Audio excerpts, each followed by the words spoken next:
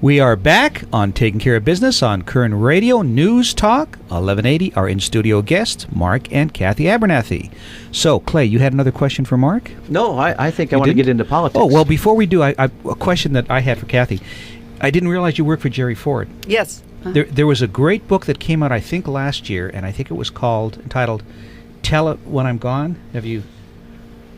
Oh, I haven't read that one. You know what? Well, I'll just talk about that book for a quick second. What it was is he had an interview with, and I can't remember the news reporter, somebody at the New York Times, and he said, and Jerry Ford said, "Tell the story when I'm gone. Don't tell it now while I'm alive." It was something about what happened with Nixon.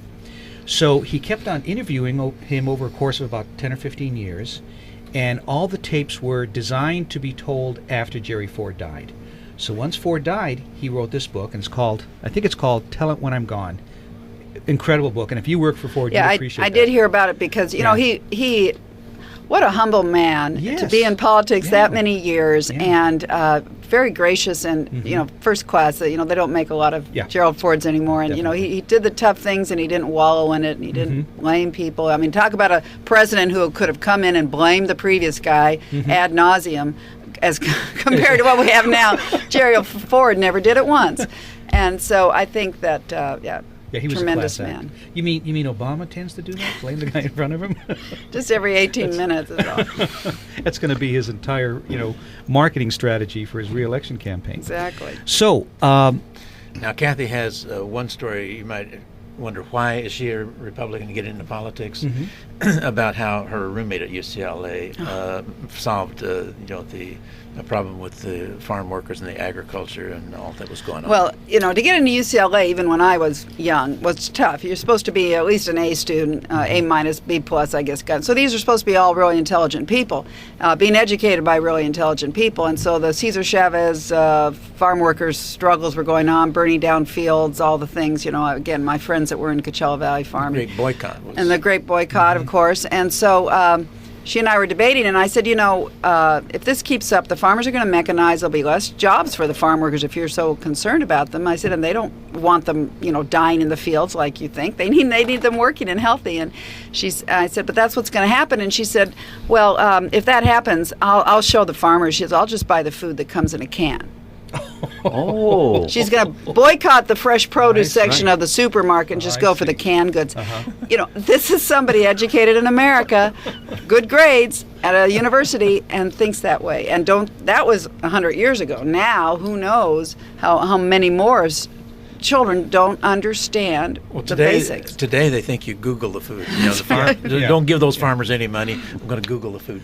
Well, I think you sent it to me, Clay, but Jay Leno does this routine, part of his program, where he actually was going to college campuses at graduation asking just history questions and civic questions of the graduates, and they couldn't put the Civil War in the right century. I mean, it was amazing. It's very sad. It's very sad, and it's that's a subject we can discuss sometime. Is what's going to happen if this state, especially California, continues on the road it is with the way it's designed its curriculum. You look at the curriculum, you'll understand why they don't understand much. Yeah.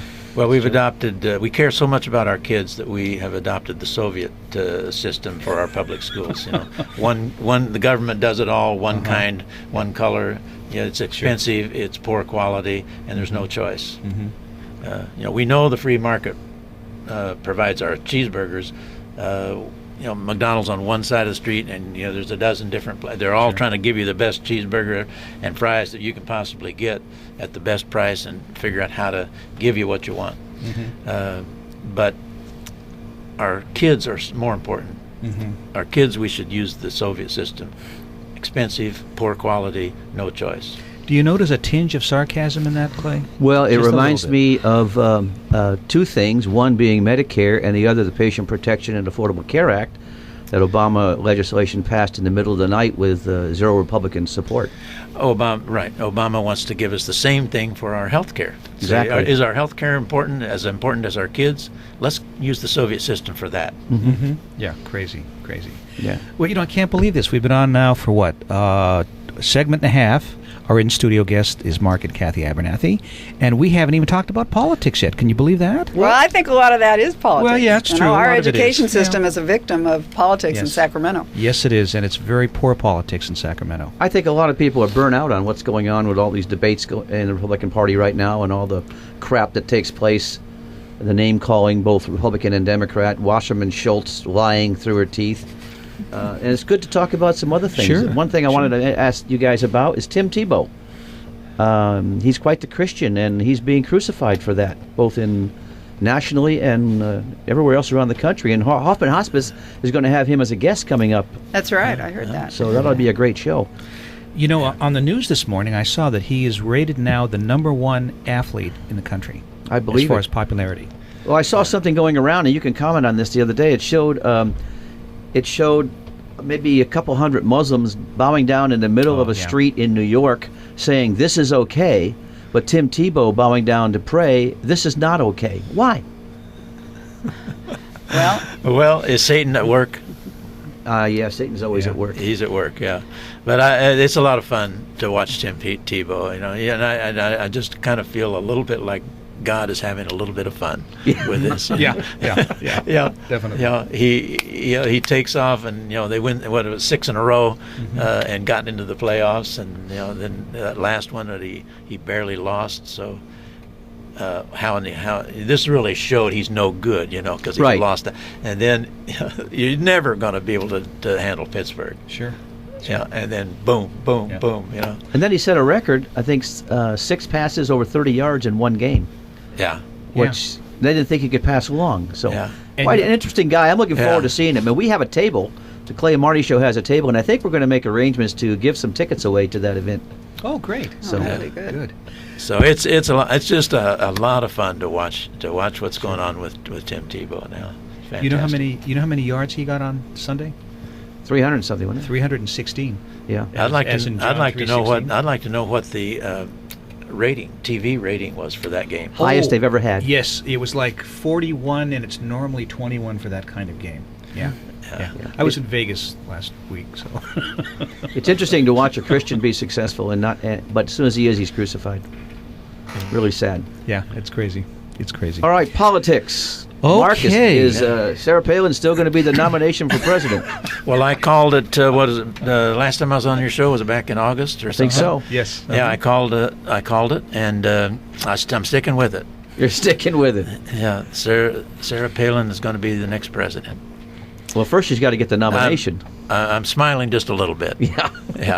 But he's going to have his tux, and he's going to be at the ball, and there may not be anybody there. A little bit later, September, I forget, middle of September somewhere, or late September, she broke my heart when she made an announcement. I thought the announcement was going to be that she is going to run, because in Iowa she had that pin on, that button on that said, "I am." Mm-hmm. Is she or isn't she? I am. That's all it said.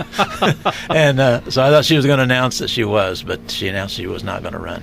So it broke my heart on that. But I do think that she has the backbone that I still don't see in anybody since Reagan.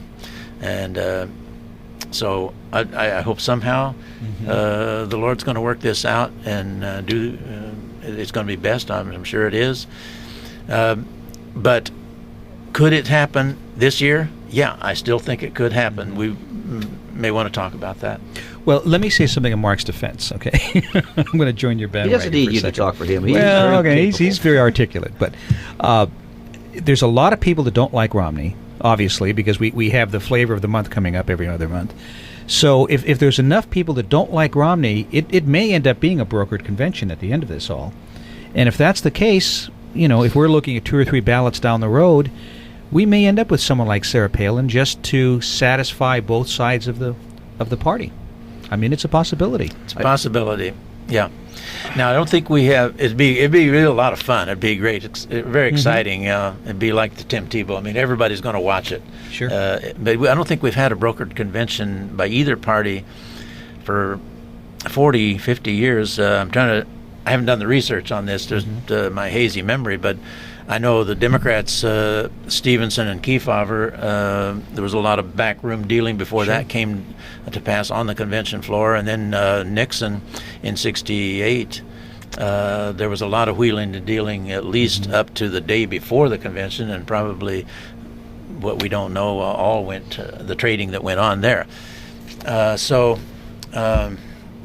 But it'd be exciting to have a brokered convention, so that you can say, well, all this stuff is all set, and it's all over, and the primaries don't matter, and once it's Iowa and New Hampshire, and then it's done, and nobody gets any more choice. Everybody would be involved, because the way that a brokered convention could happen is that there is no clear winner. Say after South Carolina, supposing Romney doesn't win in South Carolina, supposing Gingrich wins in South Carolina, well, that starts the whole ball rolling again. The deck is reshuffled then. You go to Florida, Gingrich probably win Florida if he has won South Carolina.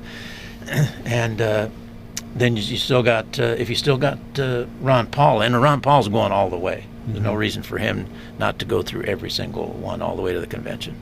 And then if you still, say, had Gingrich winning some primaries, and then you supposedly had Santorum stay in there and win some primaries, that's what could take it to a brokered convention, because you go in there and everybody has some delegates, but nobody has enough. Exactly. Well, let's talk about South Carolina when we come back. We'll be back in a moment on Taking Care of Business on Koerner Radio News Talk 1180.